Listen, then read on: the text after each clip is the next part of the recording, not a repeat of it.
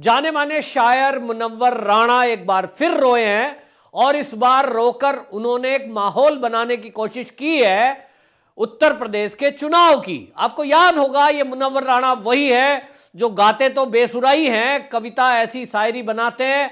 कांग्रेस के टाइम में इनको अवार्ड दे दिया, बाद में इन्होंने उस अवार्ड को वापसी के लिए हक अदा किया और मोदी और बीजेपी सरकार को बदनाम करने के लिए दुनिया के पटल पर यह अवार्ड वापसी गैंग ये ऐसैसणु बताकर बीजेपी को बदनाम करने का काम कर रहे थे। मुनव्वर राणा वही हैं जिन्होंने अपनी भाई की संपत्ति हड़पने के लिए फर्जी हमला करवा दिया और उसका आरोप लगा रहे थे पता नहीं कौन मार गया। वो तो यूपी पुलिस है भाई, योगी पुलिस है। सारी पोल पट्टी खुल गई तो पता चला ये तो मुनव्वर राणा ने ही खेल रचा था।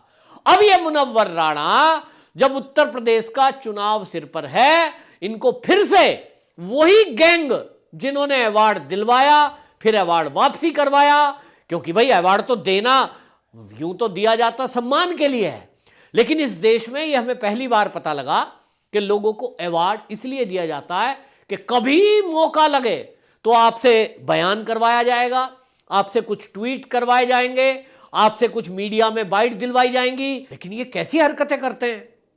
इनको अगर अवार्ड मिला, अगर इनकी किसी योग्यता के कारण, तो उस योग्यता को सम्मान करना चाहिए, क्योंकि वो देने वाला कोई सरकार नहीं होती, कोई व्यक्ति नहीं होता, वो देश का सम्मान है।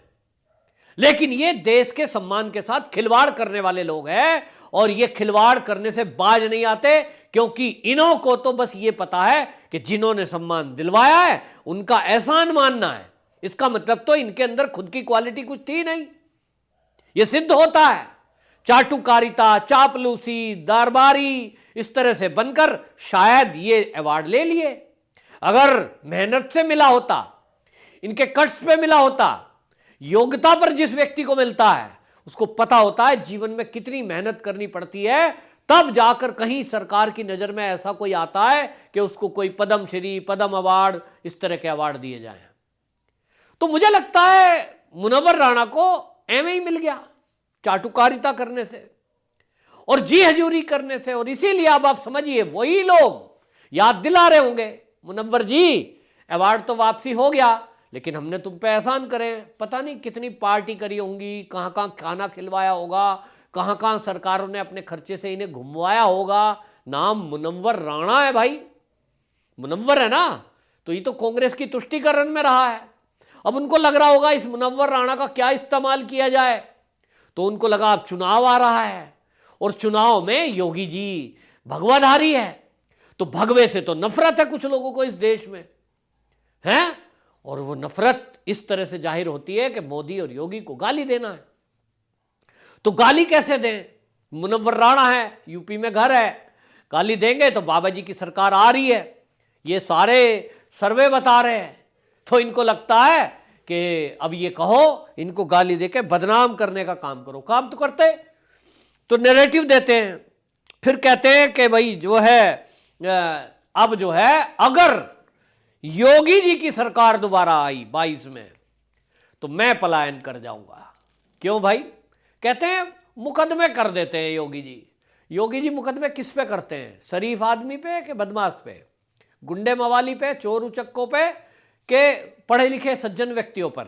मुनव्वर राणा जी आपके खिलाफ यदि केस हुए हैं वो इसलिए हुए कि आप भारत को, देश को दुनिया में बदनाम करना चाहते थे। यदि आप कुछ इस तरह का बयान दोगे कि आप तालिबान की तारीफ करोगे तो ये देश कभी भी कोई भी सहन नहीं करेगा।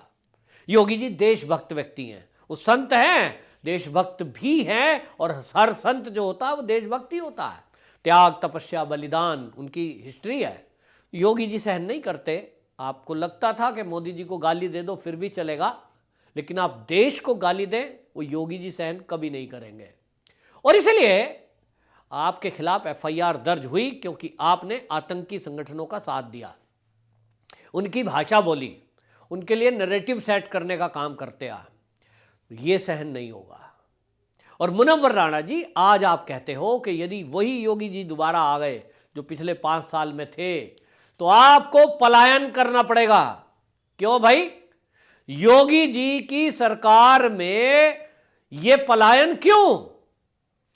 क्या योगी जी के शासनकाल में देश के उत्तर प्रदेश के अंदर 22 करोड़ जनता रहती है, जिसमें आपको बताएं लगभग 17% मुसलमान हैं, उनका क्या कर दिया योगी जी ने? कहां भगा दिए? किसको मार दिया? कितनों के खिलाफ एफआईआर हुई?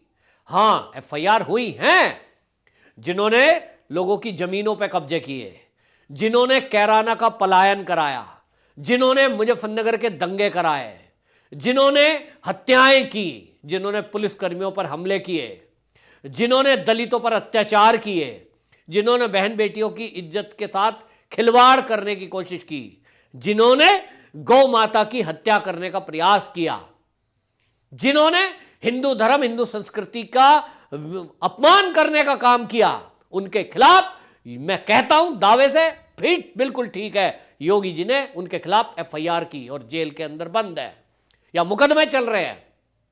वो योगी जी करेंगे। योगी जी का जन्म ही धरती पे इसलिए है कि हिंदू संस्कृति, हिंदू सभ्यता, हिंदुओं की रक्षा करना, इसीलिए योगी जी ने तो अपने भाषण में खुला कहा है, हम सुनते आ रहे हैं कि गर्व से कहो मैं हिंदू हूं। ये गर्व है, होना चाहिए, अपनी सनातन संस्कृति पे हमको गर्व होना चाहिए। तो मुनव्वर राणा जी, योगी जी एफआईआर बिल्कुल करेंगे, आपका डर वाजिब है, लेकिन वो तब करेंगे जब आप कोई बदतमीजी करेंगे।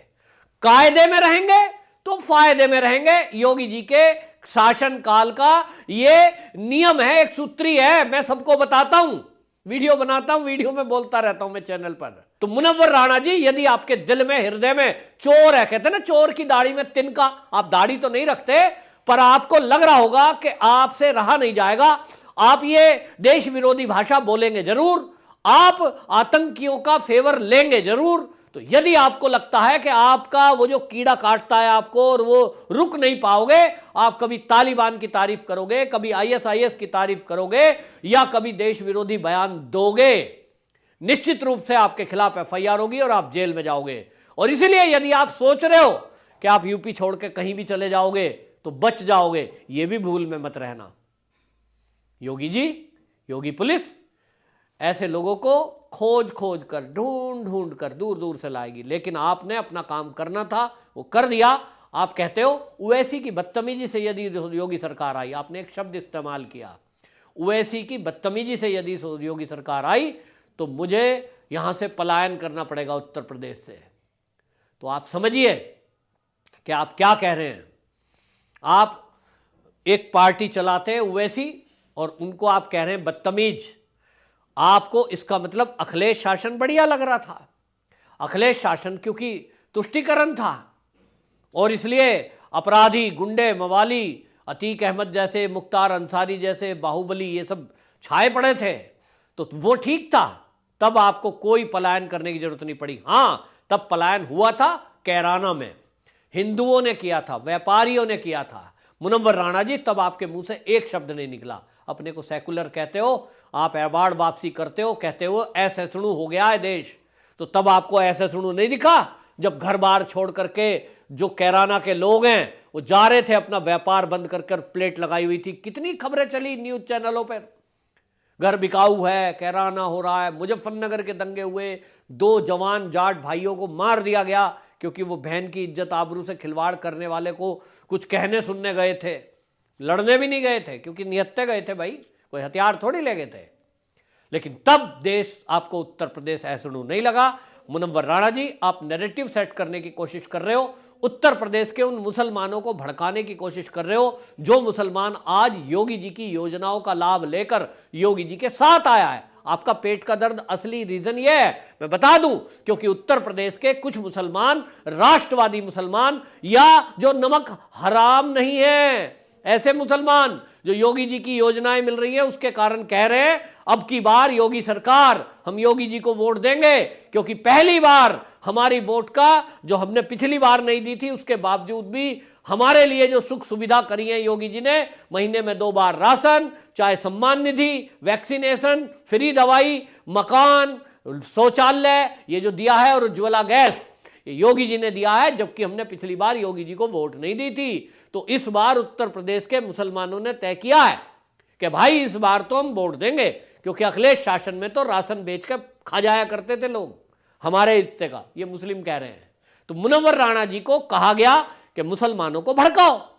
ये मुसलमान तो बीजेपी को वोट दे रहे हैं कुछ लोग, मैं मानता हूं कि 20-30% होंगे, लेकिन वो 20% भी वो बहुत निर्णायक होने वाले हैं। और मुनव्वर राणा जी को यही पेट में दर्द है। और मुनव्वर राणा जी का ये बयान हालांकि फुस्सी बम है, इसका असर उत्तर प्रदेश के चुनाव में कुछ होना नहीं है। इतना जरूर है कि उन्होंने अपनी औकात जरूर दिखा दी है।